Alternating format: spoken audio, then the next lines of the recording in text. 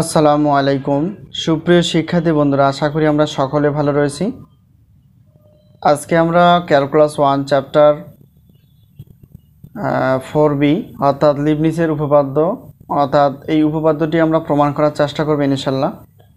তো এটা হচ্ছে আমাদের সাজেশন অনুসারেই ক্লাস, খুবই গুরুত্বপূর্ণ একটি উপপাদ্য যা প্রায় প্রতি বছর এসে থাকে এবং সর্বোচ্চ পরিমাণ মনোযোগ দেওয়ার চেষ্টা করো ইনশাআল্লাহ।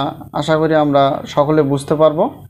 যদিও এটা একটা জটিল প্রকৃতির, তো এটাকে আমরা সহজভাবে উপস্থাপন করার চেষ্টা করেছি যাতে করে আমরা সকলে বুঝতে পারি। তো প্রথমত প্রশ্নটি আগে খেয়াল করা উচিত যে লিবনিজের উপপাদ্যটি কি বলেছে, যে যদি ইউ সমান ইউ অফ এক্স অর্থাৎ এক্সের ফাংশন হয় এবং ভি সমান ভি অফ এক্স অর্থাৎ এক্সের ফাংশন হয়, দুইটা ফাংশন, তো প্রত্যেকে এন সংখ্যক বার যদি অন্তরীকরণ করা হয় বা অন্তরীকরণ যোগ্য করে তোলা হয়, তাহলে সেক্ষেত্রে এরকম একটা সমীকরণ চলে আসবে। আর এই সমীকরণটাকেই আমরা বলতেছি হচ্ছে লিবনিজের উপপাদ্যের সূত্র বা উপপাদ্য। তো ইউ এবং ভি হচ্ছে দুইটা চলক হিসেবে কাজ করবে। এটাকে আমরা এন সংখ্যক বার অন্তরীকরণ করব, তাহলে সেক্ষেত্রে কি পাওয়া যাবে, U N V plus N C one U N minus one V one plus N C two U N minus two V two plus dot dot dot. এটা হচ্ছে সাধারণ পদ, এভাবে যদি যেতেই থাকে তাহলে এরকমভাবে বাড়তে থাকবে বা এরকম হবে। তো যাই হোক, আশা করি আমরা বিষয়টি ক্লিয়ার। এটা হচ্ছে আমাদের লিবনিজের উপপাদ্য সূত্র বা উপপাদ্য।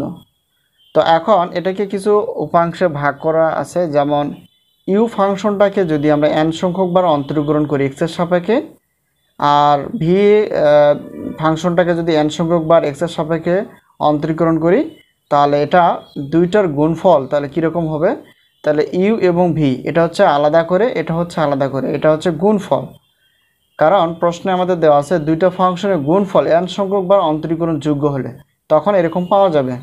তো ইউ এবং ভি এন সংখ্যক বার যদি অন্তরীকরণ করা হয় তাহলে আমরা লিখতে পারি ডি এন, এন বলতে এখানে দেখো এন সংখ্যক বার অন্তরীকরণ বোঝায়, আর ইউ ভি। সুতরাং এই সাহায্যে আমরা কি করব, ধীরে ধীরে অন্তরীকরণ বা প্রথম দ্বিতীয় তৃতীয় ডট ডট অসীমভাবে আমরা দেখাতে পারি। তো প্রমাণ অংশে আমরা চলে যাই। যেহেতু এখানে বলছে যে ইউ এবং ভি অর্থাৎ দুইটা ফাংশনের গুণফল, তো দুইটা ফাংশনের গুণফল, তাহলে আমরা ওয়ান বলতে একবার অন্তরীকরণ করলে ডি বাই ডিএক্স ইউভি পাই। তো আমরা জানি যে এক্সের সাপেক্ষে ইউভি যদি চলক হিসেবে কাজ করে, তাহলে সেক্ষেত্রে আমরা যে সূত্রগুলো জানি গুণফলের বা গুণের সূত্রগুলো, তাহলে সেক্ষেত্রে আমরা জানি D by D X U V U D by dx V plus V D by dx you. তো এই উপপাদ্যে এটা সবচেয়ে গুরুত্বপূর্ণ ভূমিকা পালন করবে যে আমাদের প্রমাণটা, ঠিক আছে। তো যাই হোক, এখানে আমরা ইউকে স্থির রেখে ডি বাই ডিএক্স অর্থাৎ ভিকে অন্তরীকরণ করব, আর ভিকে স্থির রেখে আরেকবারকে ইউকে অন্তরীকরণ করব। তো এটা হচ্ছে ইউ এর জায়গায় থাকবে ডি বাই ডিএক্স ইউ এর অন্তরীকরণ করলে ক্রমিক হিসেবে তাহলে হবে ডি বাই ডিএক্স ভিকে অন্তরীকরণ করলে ক্রমিক হিসেবে আসবে ভি ওয়ান। তো আমরা লিবনিজের সূত্র অনুসারে পাই যে এটা নর্মালিভাবে ডি ওয়াই বাই ডিএক্স হওয়ার কথা, কিন্তু ক্রমিক হিসেবে যদি দেখি তাহলে ডি বাই ডিএক্স ওয়াইকে অন্তরীকরণ করলে হবে ওয়াই ওয়ান, আবার এই ওয়াই ওয়ানকে অন্তরীকরণ করলে হবে ওয়াই টু, আবার ওয়াই টুকে অন্তরীকরণ করলে হবে ওয়াই থ্রি, তাহলে ওয়াই থ্রিকে অন্তরীকরণ করলে কত পাওয়া যাবে, ওয়াই ফোর। এভাবে চলতে থাকবে। তো সেক্ষেত্রে যেহেতু এটা ধ্রুবক না চলক হিসেবে কাজ করবে, তাহলে সেক্ষেত্রে আমাদের ক্রমিক হিসেবে এক করে বাড়বে। তাহলে এখানে কি এক্সের সাপেক্ষে ভিকে অন্তরীকরণ করলে এটার মতো, তাহলে হবে কি ভি ওয়ান প্লাস, তো এখানে ভি আছে ভি, এক্সের সাপেক্ষে ইউকে অন্তরীকরণ করলে আমরা পাবো হচ্ছে ইউ ওয়ান। আশা করি বিষয়টি ক্লিয়ার। তো এখন এখানে কিছুই না, এটা শুধু আমরা সাজিয়ে নেওয়ার চেষ্টা করছি, এটা আগে রয়েছে আর এটা হচ্ছে পরে। তো একইভাবে আমরা যদি দুইবার অন্তরীকরণ করি, তাহলে দুইবার অন্তরীকরণ করতে গেলে দেখো এখানে ইউ ভি ওয়ান শুধু ইউভি লাগবে।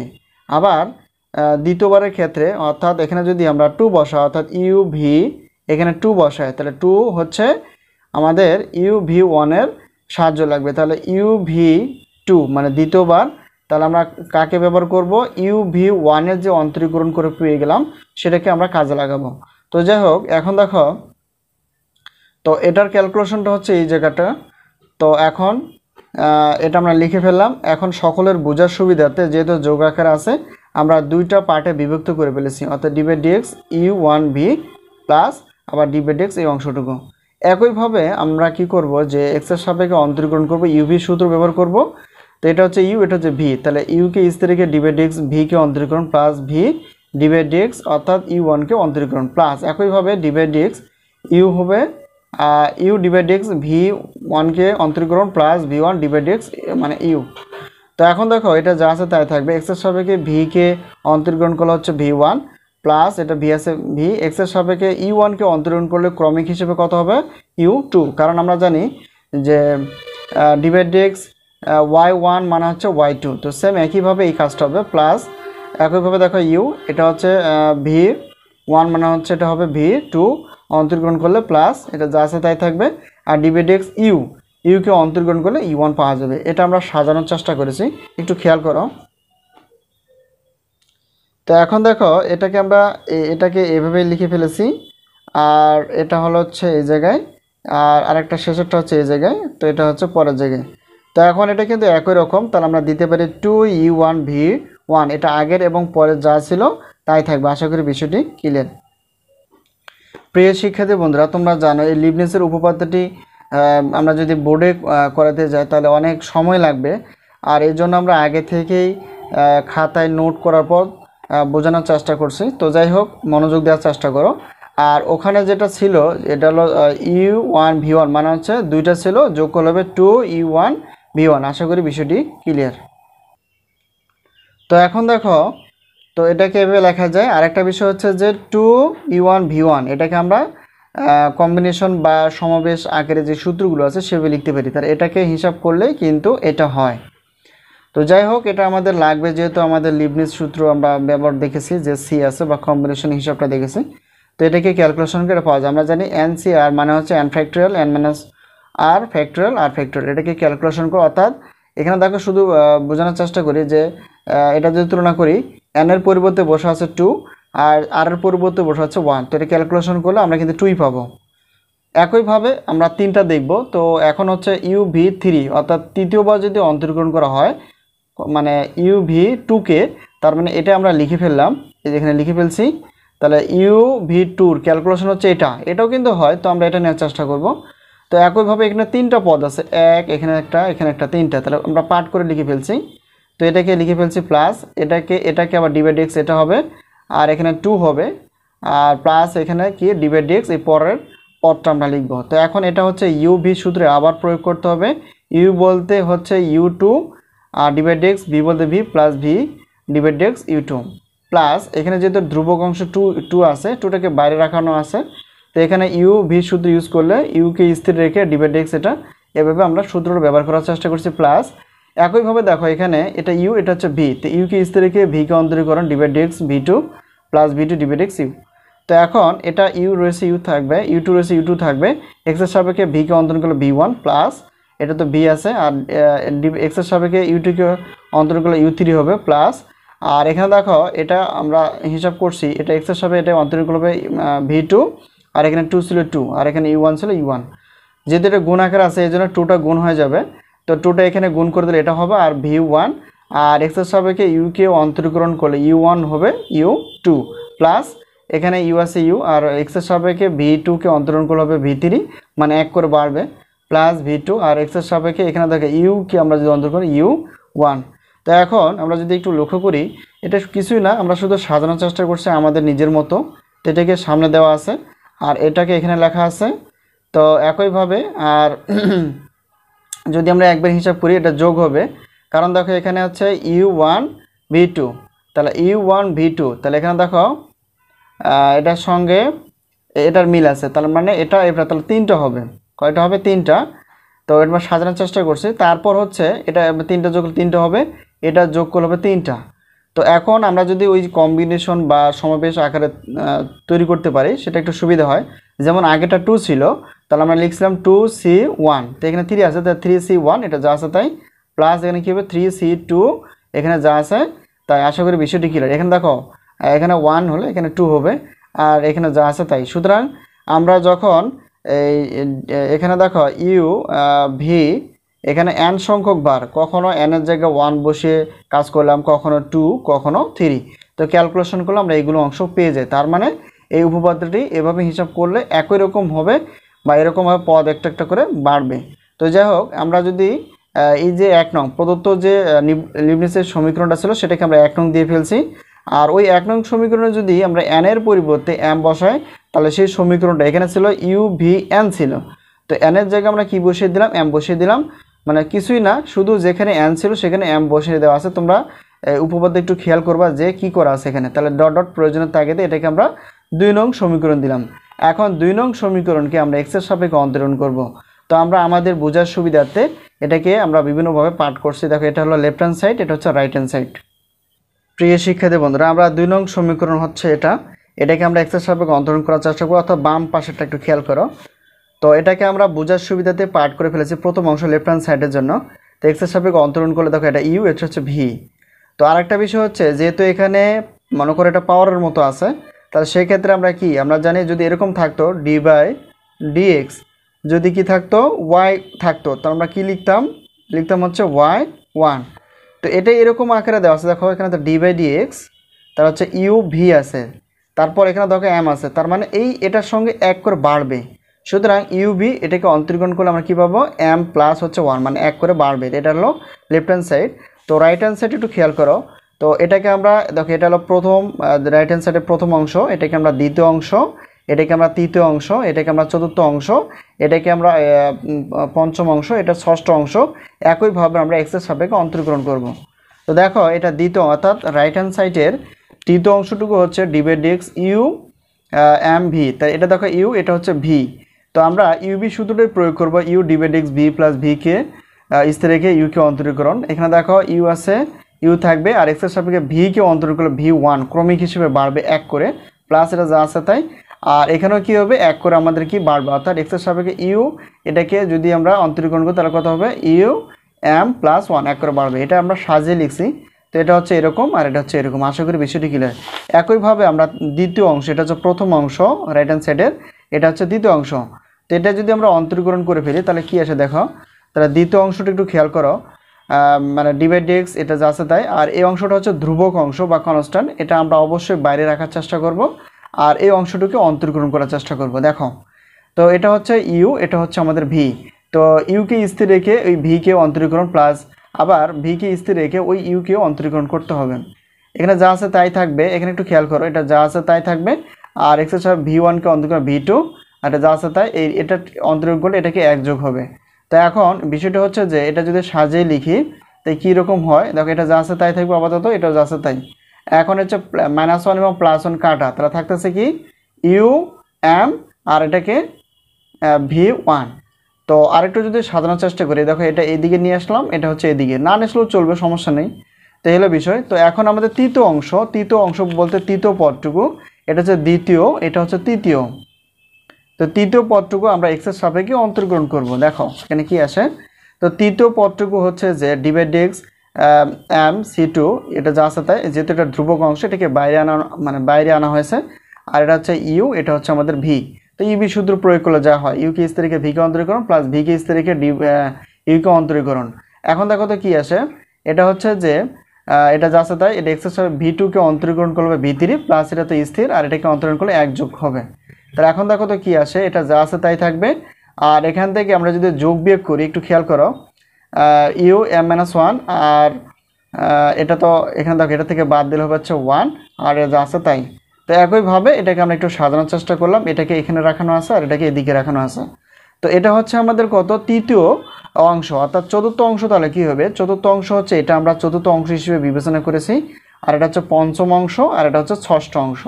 তো এভাবে আমরা অন্তরীকরণ করব। তো এখানে যাই হোক, আমরা চতুর্থ অংশটা যদি খেয়াল করি, এটা যেহেতু ধ্রুবক অংশকে বাইরে রাখা আছে, আর এটা হচ্ছে ইউ, এটা হচ্ছে পরটা হচ্ছে ভি। তো ইউকে স্থির রেখে ভিকে অন্তরীকরণ, প্লাস ভিকে স্থির রেখে ইউকে অন্তরীকরণ। তো যা আছে তাই থাকবে। আর শুধুমাত্র এটা যেহেতু অন্তরীকরণ করবে, এটা হচ্ছে 1 যোগ হবে, এটা যা আছে তাই থাকবে, এটাও 1 যোগ হবে।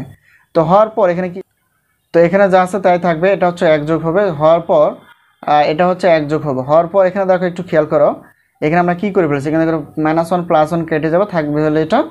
আর এখানেও কিন্তু একটা কাজ হবে, যেটা হচ্ছে যে ইউটাকে এদিকে সামনে মানে নিয়ে আসা আছে, 1 1 যোগ করে 2, এটা যা আছে তাই।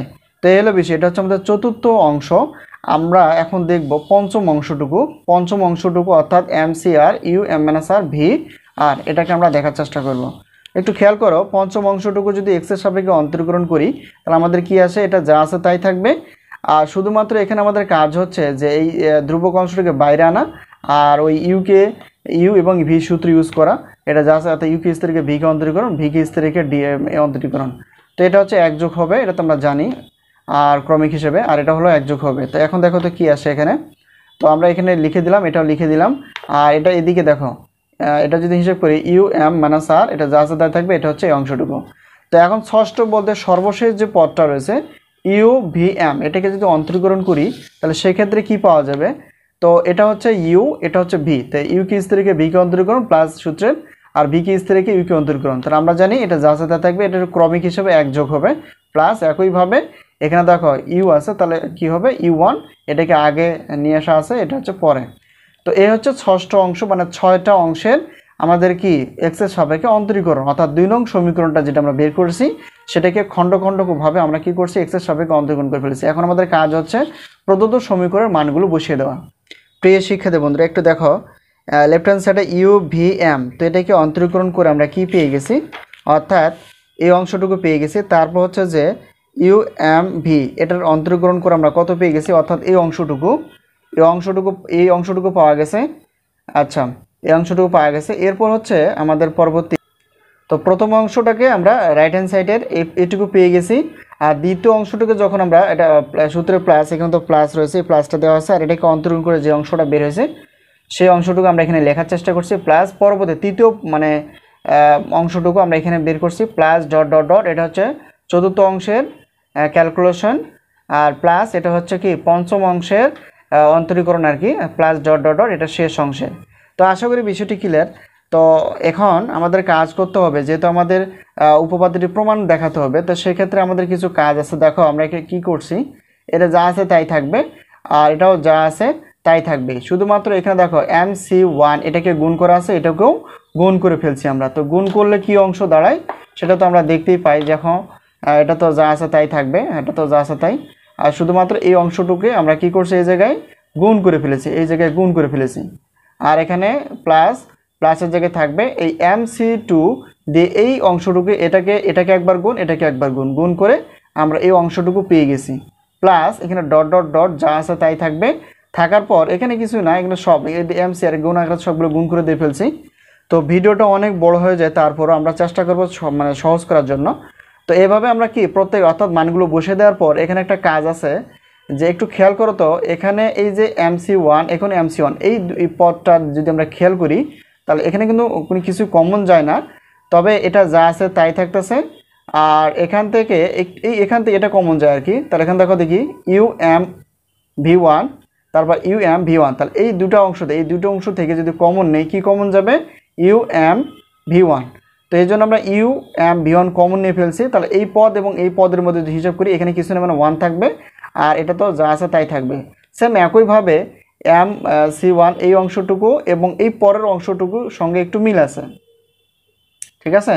তাহলে সেক্ষেত্রে আমাদের কমনটা কি আসতেছে দেখো, তাহলে এখানে আমরা কমন নিতে পারি U(m-1)v2। তাহলে এখন এখানে এই অংশটুকু থাকবে হচ্ছে MC1 প্লাস এই পদ থেকে থাকতেছে কত, MC2, মানে এই অংশটুকু আমরা কি কমন নিয়ে ফেলেছি। তো আশা করি বিষয়টি ক্লিয়ার। এরপর আমাদের কাজ হচ্ছে প্লাস ডট ডট, এখানে যা আছে তাই থাকবে। আমরা 3টা অংশ দেখাবো, এর জন্য এখানে যা আছে তাই রেখে ফেলছি। এখন বিষয়টা হচ্ছে সর্বশেষ হিসেবে আমরা যদি এখানেও কমন নিতে পারি বা সাধারণ মানে পদগুলো একটু হিসাব করে দেখিয়ে দিতে পারি। তো যাই হোক, আর আরেকটা বিষয় হচ্ছে এটা তো যা আছে তাই থাকবে। এখন পরবর্তী বিষয়টা হচ্ছে এটার কোনো যেহেতু মিল বা কমন কিছুই নেই, এটা যা আছে তাই থাকবে, ঠিক আছে। আর এখানে একটা কাজ আছে, দেখো এই অংশটুকু একটা সূত্র জানি, যে আমরা জানি হচ্ছে যে NC0 মানে 1 আর MC তাহলে নট কী হবে, 1 হবে। আর আরেকটা সূত্র সমাবেশ বা কম্বিনেশনের সূত্রগুলো জানি, NCR-1 প্লাস NCR, তাহলে কত হবে N+1 বা হচ্ছে CR। তো এখানে আমাদের কাজ হলো যে সূত্র অনুসারে একটু খেয়াল করলে বুঝতে পারবো আমরা, এখানে দেখো C ছিল, এখানে কিন্তু C আছে। আর এই নিচের অংশটু থেকে যদি তুলনা করি এটা হবে ছোট, এটা হচ্ছে বড়, তো বড় পদটাকে বা বড় অংশটাকে নেওয়ার চেষ্টা করব, সেটা হচ্ছে আর। আর এই এখানে n এবং এখানে n, তাহলে n আছে, শুধু এখানে কী হবে, যোগ হবে কত, 1। তো এই হিসাব করলে আমরা যেহেতু এটার সঙ্গে একটু হিসাবে দেখতে চাই, দেখো এখানে কত, 1 প্লাস MC1। তো সেই অনুসারে আমরা এটার সঙ্গে মিলানোর জন্য বা সূত্র নেওয়ার জন্য আমাদের কাজ হচ্ছে MC নট, তার মানে এটার মানে হচ্ছে 1 বা এটা সমান এটা, তার মানে আমরা লিখতে পারি সি। আর 0 এবং 1-এর মধ্যে সবচেয়ে বড় হচ্ছে 1, 1টাকে নিব, আর এটার সঙ্গে কী হবে, 1 যোগ হবে। তাহলে এই অংশটাকে হিসাব করলে আমরা কি পেয়ে যাই, এই অংশটাকে হিসাব করলে আমরা পেয়ে যাই হচ্ছে এই অংশটুকু।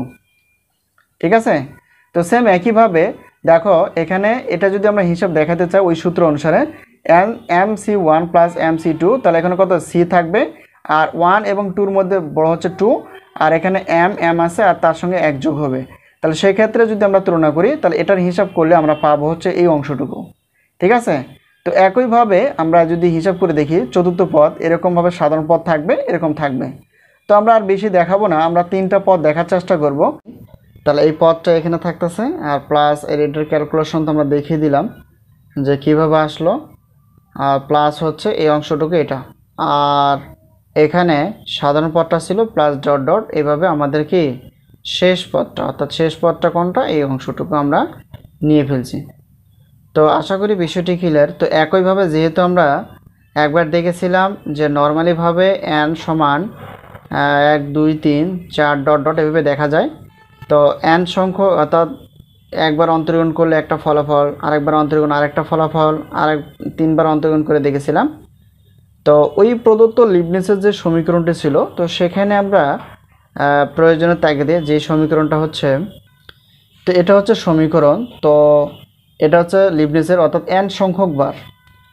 তো যেহেতু এরকমই আমাদের দেখিয়ে দিতে হবে, তো সেটাই আমরা করার চেষ্টা করব। তো এই হলো বিষয়। তো তারপর এভাবে অন্তরীকরণ করার পর আমাদের কি, যে প্রত্যেকটা দেখো যখন একবার অন্তরীকরণ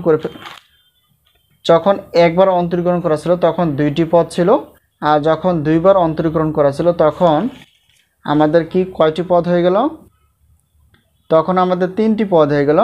যখন 3বার অন্তরীকরণ করলো তখন কয়টা, 1 2 3 4টি পদ হয়ে গেছে। তো এভাবে একটা করে পদ বাড়বে।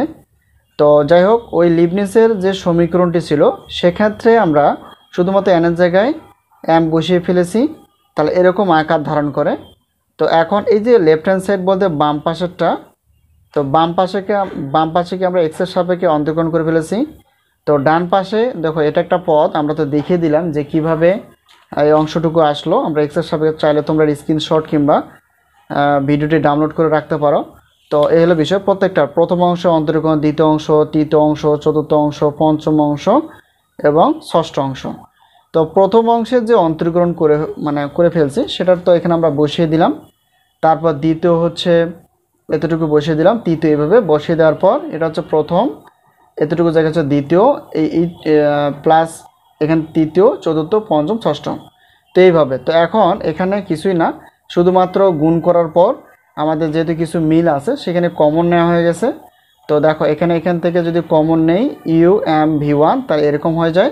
তো সেম একইভাবে দ্বিতীয় যে পরবর্তী যে পদটা রয়েছে সেখানে UM-1V2, এখানেও কিন্তু রয়েছে কি, অর্থাৎ এটা যদি আমরা কমন নেই তাহলে সেক্ষেত্রে আমাদের কি এটা, তো এই যে এটা এবং এটা যদি একই রকম, এখান থেকে দেখো যদি কমন নেই তখন এইরকম আকার ধারণ করে। ঠিক আছে, তো তারপর এগুলো যা পদ রয়েছে সেগুলো আমরা রেখে দিয়েছি, কোনো কাজ করিনি। আর এখান থেকে শুধুমাত্র বোঝানোর চেষ্টা করেছি যে আমরা জানি এই যে এই অংশটুকুর মানে আছে, মানেটা হচ্ছে যে 1 প্লাস MC1। তো এটা হচ্ছে যেহেতু এরকম আমার নিতে হবে, তো এরকম আমাদের নিতে হবে, সেক্ষেত্রে আমরা এরকম নিয়ে ফেলছি। তারপর আমরা কি সি তো লিখবই, আর যেখানে সবচেয়ে বড় সেটা নিব, তার থেকে এক পদ যোগ হবে। তো যোগ হলে তখন এই বিষয়টা হবে এরকম। আর একইভাবে যদি এরকম আমরা হিসাব করি, যেমন MC1 প্লাস এটা সি এবং সি লিখব, সবচেয়ে বড় হচ্ছে 2, আর তার থেকে 1 যোগ হবে। তাহলে সেক্ষেত্রে আমরা বের করছি এটা। প্লাস একইভাবে সাধারণ পদটা এরকমভাবে যাবে, আর সর্বশেষ হিসেবে আমরা শুধু এটা রেখেছি। তো এইভাবে যদি থাকে তো সেক্ষেত্রে এখন আমরা বলতে পারি যে যেহেতু মানে এরকম একাধিকবার অন্তরীকরণ করলে এরকম একটা সমীকরণ আসে, অর্থাৎ প্রথম সমীকরণের মতো, তাহলে সেক্ষেত্রে n সমান m প্লাস বসালে এরকম হবে, আর m এর জায়গায় যদি আমরা এরকম বসাই একই রকম মানে আসবে পদ, তো একরকম পদ আসবে। তো আশা করি বিষয়টি ক্লিয়ার। যদি কোনো জায়গায় বুঝতে অসুবিধা অবশ্যই কমেন্টসে লেখার চেষ্টা করবা অথবা হোয়াটসঅ্যাপ নাম্বারে। তো আজকে এই পর্যন্ত, অবশ্যই ক্লাসটি মনোযোগ দেওয়ার চেষ্টা করবা, কারণ খুবই গুরুত্বপূর্ণ একটি প্রশ্ন যা কমন উপযোগী। আজকে এই পর্যন্ত, আবারও দেখা হবে পরবর্তী পর্বে। আল্লাহ হাফিজ।